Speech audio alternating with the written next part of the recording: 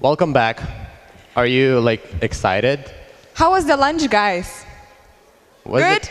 Was it better than coffee break? Yay, it was better than coffee break. Or no, it was worse than coffee break. So, was it better than the coffee break? Yay. Anyone has a no? Really? Oh, that's cool. But I have some good news. Oh, we have good news, finally. Exactly. In 2 days, only good news. So the whole morning, the first part of the event, we've been discussing about why, when to do your startup, with who, right? And now we are switching towards more visual side, right? It's a lot about design. It's a lot about how it looks like. Yes, you can finally take a look at it. Take a look at what we're talking about, which I guess is good for a lot of reasons. And this guy, Michael, right? Michael, are you ready? He's always ready, just like you are. So, Michael, does anyone know what Yelp is? Yelp as a company. That's how many of you went to the US. All right, so Yelp is this $5 billion business, casual, public company. And Michael was their first designer, weren't you?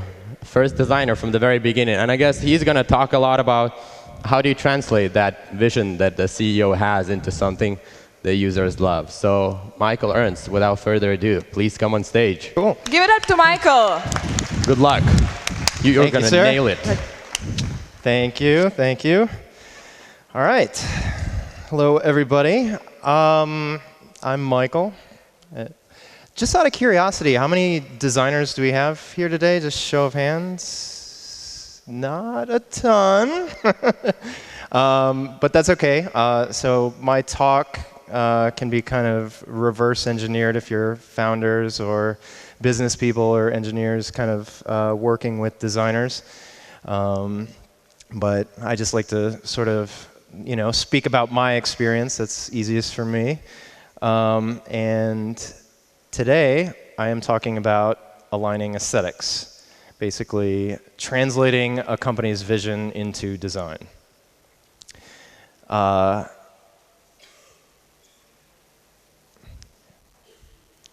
Oops, there we go. All right. And if you guys are tweeting about this, that's my handle. And a little hashtag there.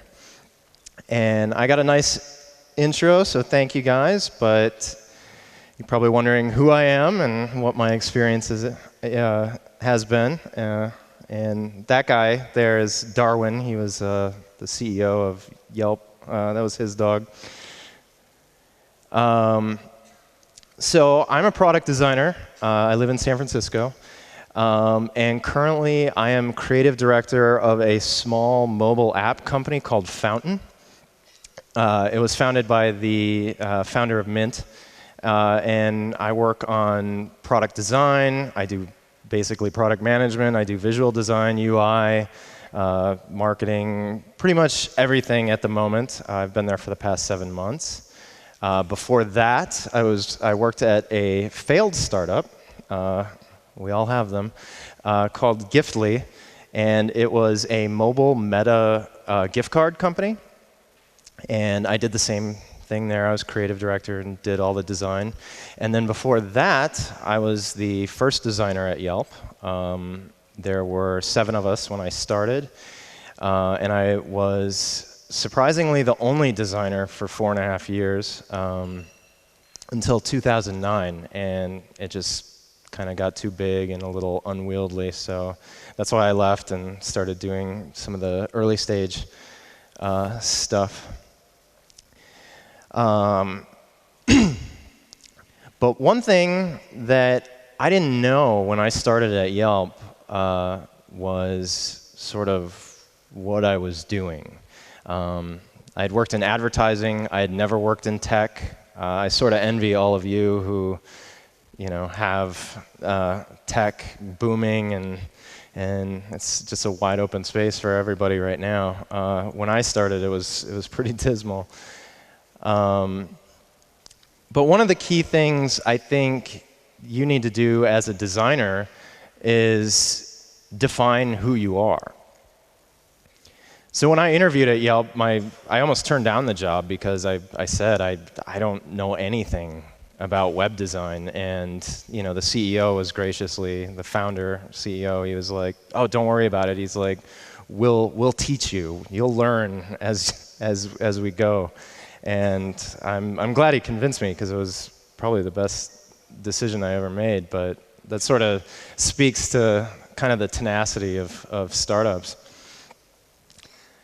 But you really have to ask yourself, what is your design skill set? It really helps to identify what you're strongest at and what you're going to tackle at the startup. I'm sure you guys are aware of the different design roles, but I'll just briefly glaze over these. Visual designer, is responsible for the fit and finish, the polish, the buttons, the colors, all of the stuff that people emotionally connect to. There's an interface designer, which they deal with the interactive elements, like what happens when you click something, where do I go? And then a user experience designer with kind of branding and strategy and just kind of the overall experience on a product. So it just helps to kind of figure out as a designer where you kind of lie on that spectrum. And if you're hiring designers, it's good to kind of suss out where they sit, just so you know their strengths. And identify your roles. It just really helps you focus. A couple years ago, I did this for the first time. I put together this document of all of the roles that I wanted as a designer, and it just really helped me determine what my career path was as a designer. And coincidentally, or not coincidentally, strategically, I am doing this in my current position. And know how you best problem solve. And this is actually good on both sides when you hire designers as well. So there are two types of problem solving. Convergent, which is usually like a group of people kind of coming together to logically solve or to come up with one solution. Typically, you'll see this in product meetings where it's like the CEO and an engineer and designer and product manager, and they all kind of come together to create one solution. The other form of problem solving, which I'm a little better at, is divergent, which is basically multiple creative solutions, and just it's kind of like brainstorming, just coming up with as many ideas as you see fit, and just picking from there.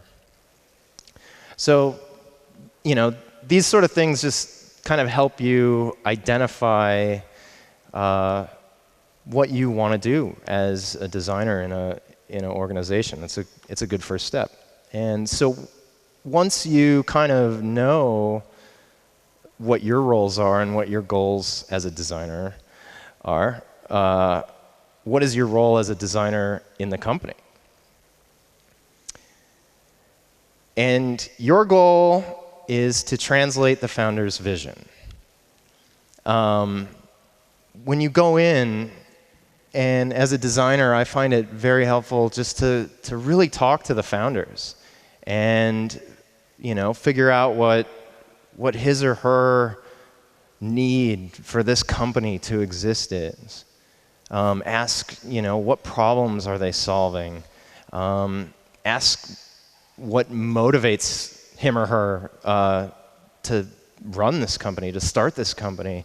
Watch how they talk to other people about their goals, or what problems they think they're solving. Just try and sense, do they have the right motivation? Do you trust them? Is this something you really want to work on? Is this something you believe in as a designer? Because as a designer, we're kind of busy, fooling around with things like typography and colors and images and wireframes and setting up grids and, figuring out photo shoots. And I just, on the plane here, I was trying to get out a company t-shirt that I had designed. So you're busy with all of these like really fun kind of essential parts of design, and you don't really think about what your founders are thinking about, which is kind of the end game. And their end game is taking this company from launch to success. And so, you know, what are your founders really thinking about then? When I say end game, I mean they're thinking about market fit. They're thinking about how to scale this company. They're thinking about the go-to-market strategy. They're thinking about monetization. And if they're really smart, they're not thinking about the exit. And that's a really good indicator of, you know, smart founders not being distracted by the kind of exit goals.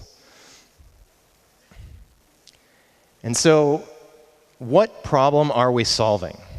To me, when I work in an organization, that's like probably the biggest question that I have for founders that makes me want to stick around and work on their product.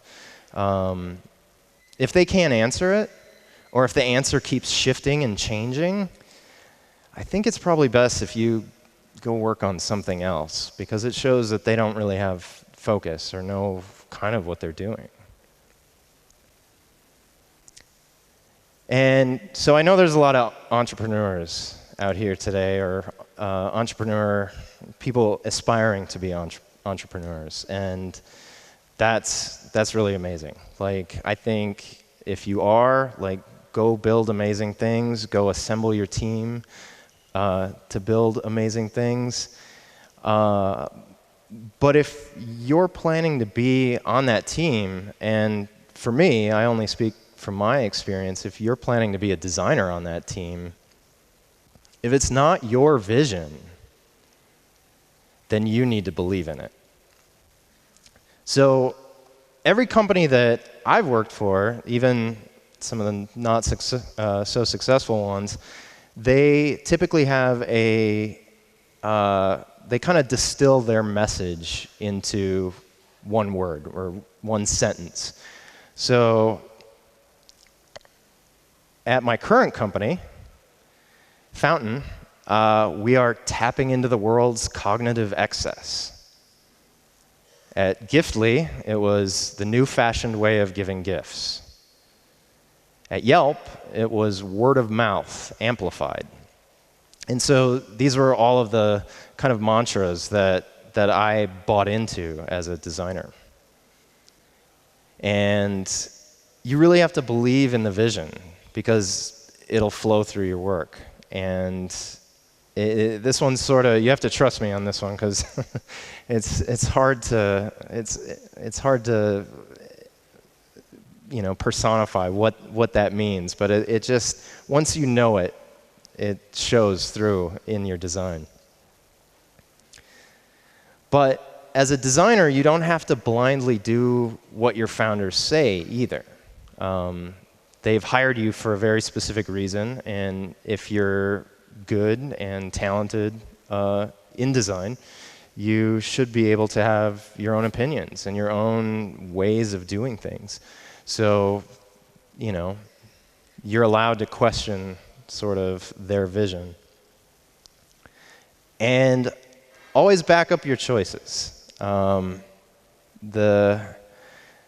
The lesson I can give to the designers in the room is the less emotion involved in the presentation, the better. Because this is sort of how we're perceived, at least in Silicon Valley a lot of the time. You know, designers are kind of notorious for being emotional, for having a lot of passion, for you know, taking things personally when our work is criticized. You know, I've sort of learned over the years to kind of tone that down. But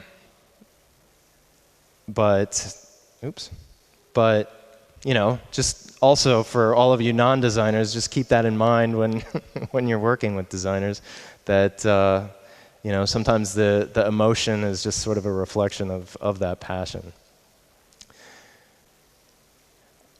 One of the things that I love to tell my founders is, and just as designers in general, just design for your audience.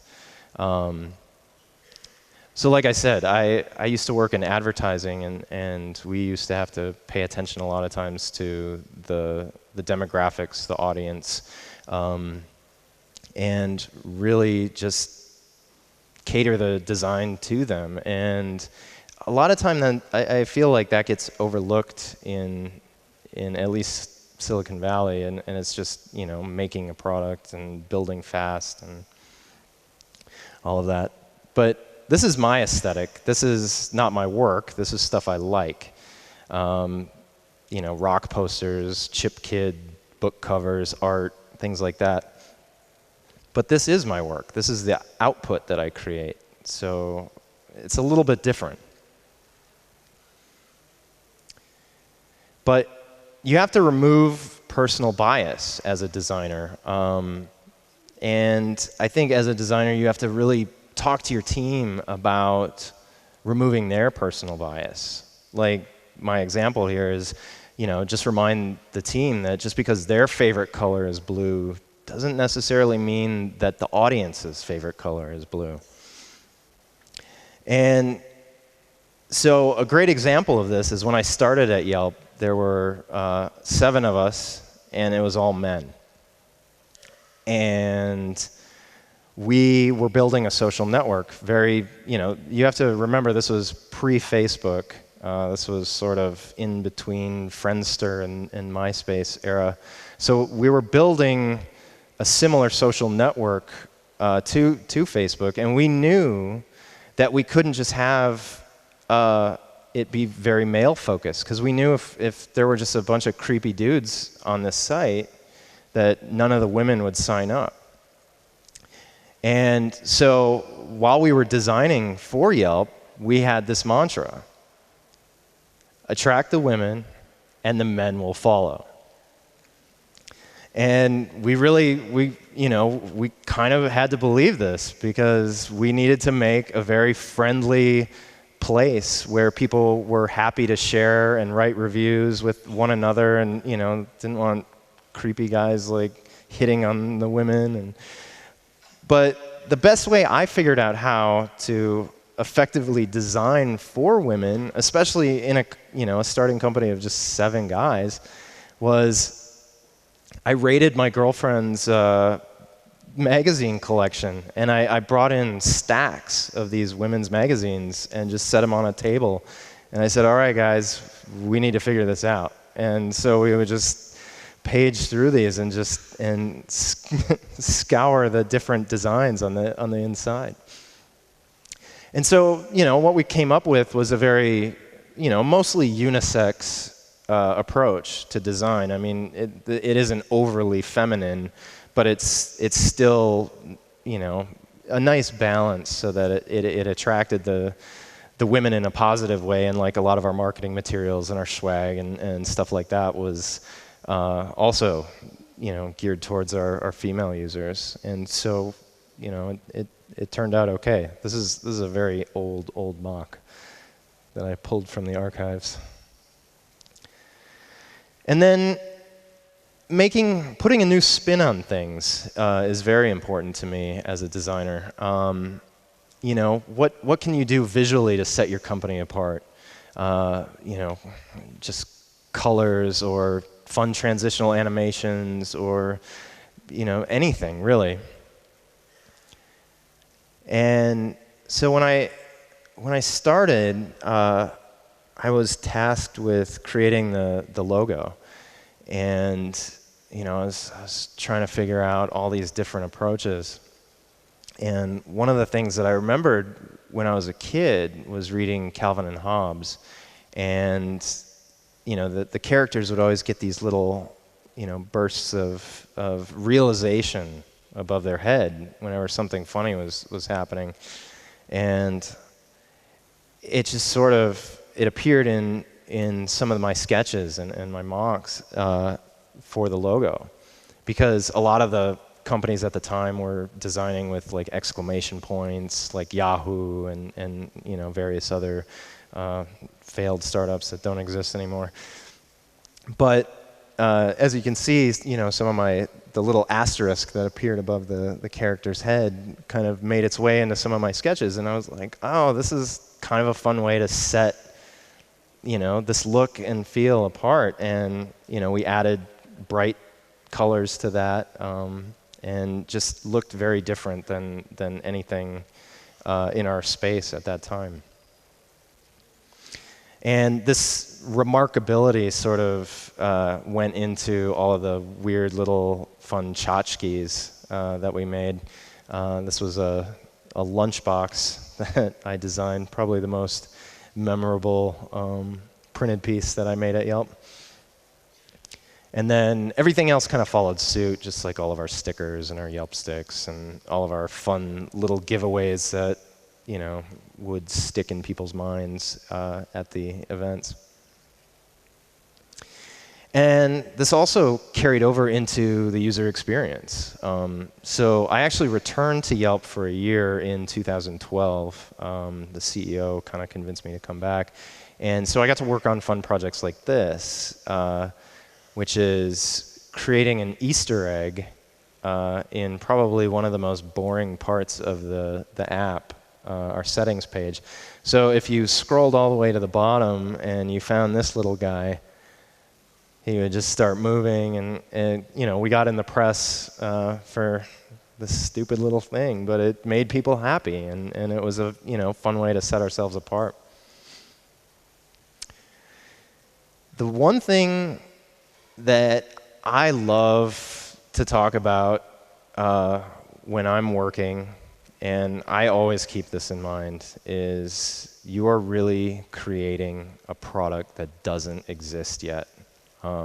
And that's kind of the exciting part about working in tech, is that you get to sort of shift people's behaviors and, you know, change their habit loop and just really, you know, affect people in really profound ways.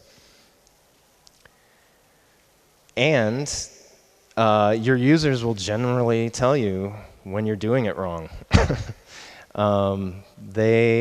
You don't even have to ask them. They will come up to you at parties, or they'll email you, or, you know, they'll find ways to tell you that this product that you're working on is not working for them.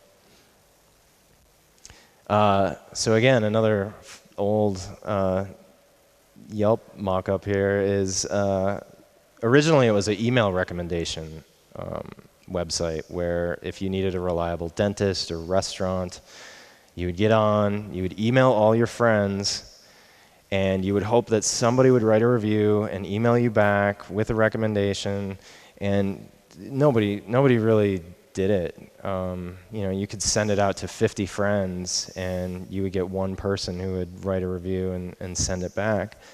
But that one person was very passionate about writing reviews, and oftentimes they would write a ton more reviews, and they wanted the kind of notoriety of having their reviews be front and center on the site, just like you can kind of see it on Amazon, where people, you know, will write very robust reviews and they get notoriety from that.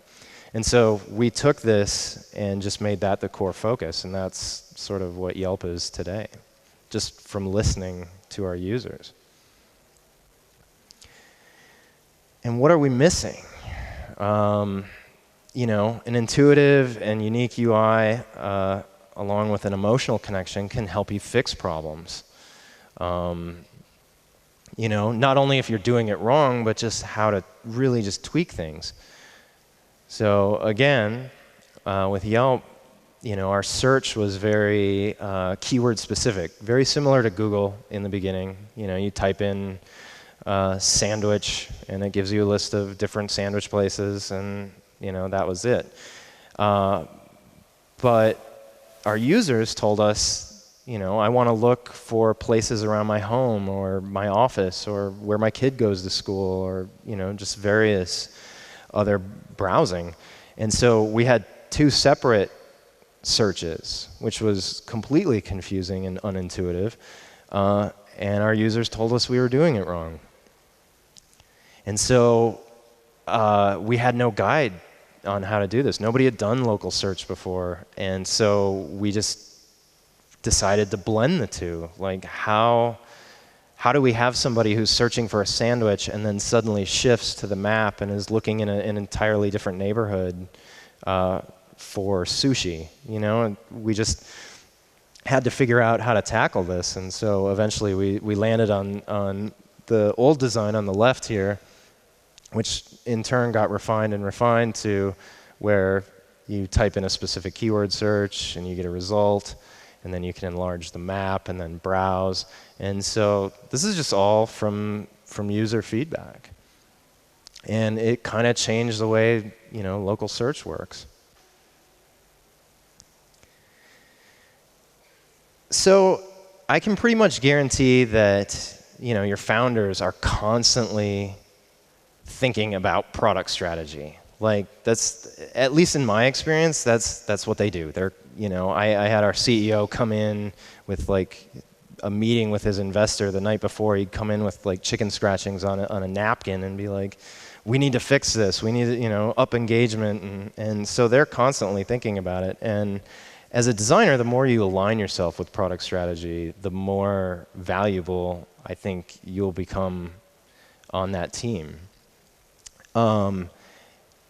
But some of the best learnings that I've discovered have actually come from failures. So Giftly, this company that I worked for, was a mobile gift card company where it sought to replace actual physical gift cards. You know, you would go online, you'd pick a place, send it to your friend, the money would get pushed to your friend, and they would go to the place and it would open up, and you know, everybody would be happy. And there were a lot of reasons why this didn't work, just too many to mention now. But kind of the biggest thing for me that made me leave was just a massive error in product strategy. So like I said, this was a mobile gift card company, and my CEO wanted to be able to push money to a prepaid debit card and have it get mailed to you, which is the complete antithesis of what we were trying to build. And it was kind of at that moment that I was like, I have no desire to work on this. This is not what I signed up for. And you know, months later, it kind of languishes in existence. I mean, it's all but dead. And also, I think using existing design patterns strategically is a really great strategy. Like, the only reference that we have a lot of times, you know, especially non-designers, is other websites, other products, other mobile apps. And so, you know, it's fine to borrow a lot of those ideas. But I think you need to do so in a way that you're not just blatantly ripping off other companies. And so currently, my mobile app that I'm working on is it's plain English search, real similar to Google. You know, we could have just used, I mean, and our interface is actually very similar to the front page of Google. But adding some of these like transitional animations and, you know, category photos that come in and, you know, animate, just kind of give it that just enough to set it apart. And yeah, I think most importantly as a designer, you know, it's important to have fun. I mean, I love my job. I just kind of sit around and draw pictures all day. But yeah, that's all I have. So thank you very much.